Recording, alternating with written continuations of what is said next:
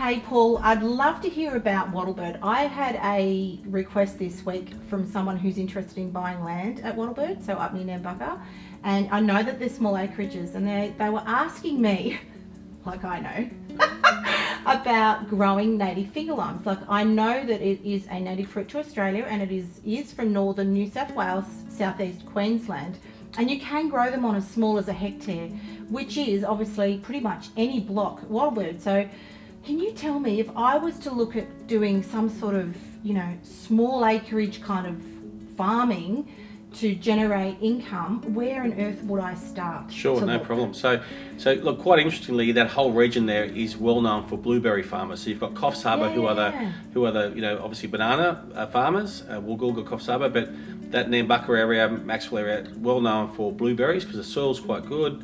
The rain and the water availability is good as well, and they produce great blueberries. So having a 2 acre lot, which is 1 hectare in modern terms, on WattleBird we've got 2 acres all the way up to 9 acres available, and many of those lots actually front down to the creek.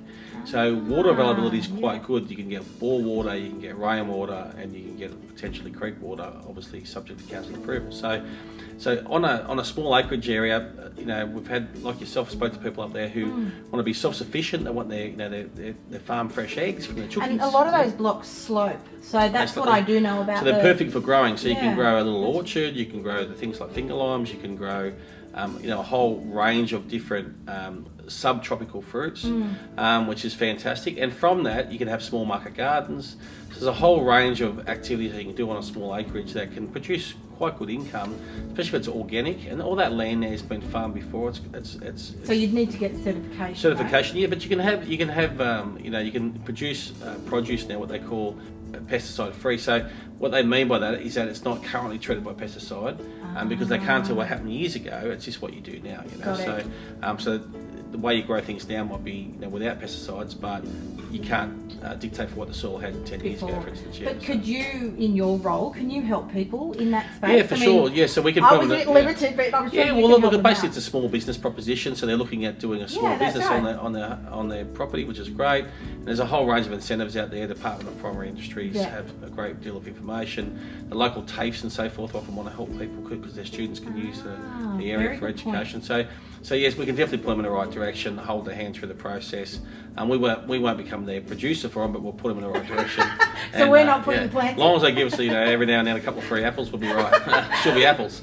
So no, but no, we can definitely put them in the right direction. And look, like simple things like some friends of mine have quite a few chooks, and the kids just make great pocket money from the chooks. Like, it's awesome, So there's lots of things you can do on a small acreage lot, from this being totally self-sufficient, which these days, let's face it, your grocery bill, your power bills, if you can be self-sufficient, you're saving thousands and thousands of dollars a year. So it can be, and you feel good about yourself. So and that location there, you've got the hospital just around the corner, $73 million hospital.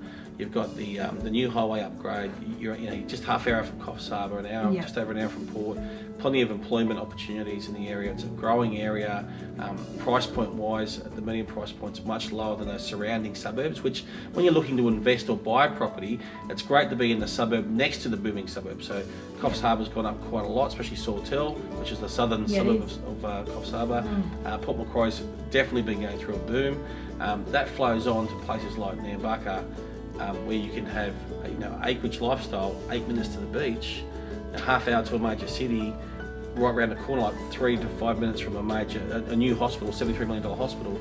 It doesn't really get much better than that. So it's only 24 lots there, 12 have sold.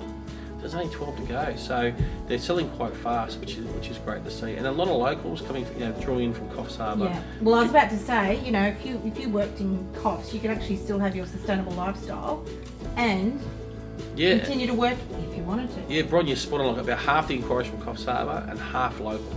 So it is great. It's great for the area. So people think, well, it's Coffs Harbour, it's only half hour away. They couldn't afford to buy acreage in Coffs Harbour, no way, or if they did, it's quite hilly, where here you can have a nice undulating block, beautiful block. So a great lifestyle spot, and look, we'll be able to help people point them in the right direction of whether it be finger limes or maybe get them to talk to local blueberry farmers. But there's lots you can do in that area. Fantastic. So, no worries. Thank you.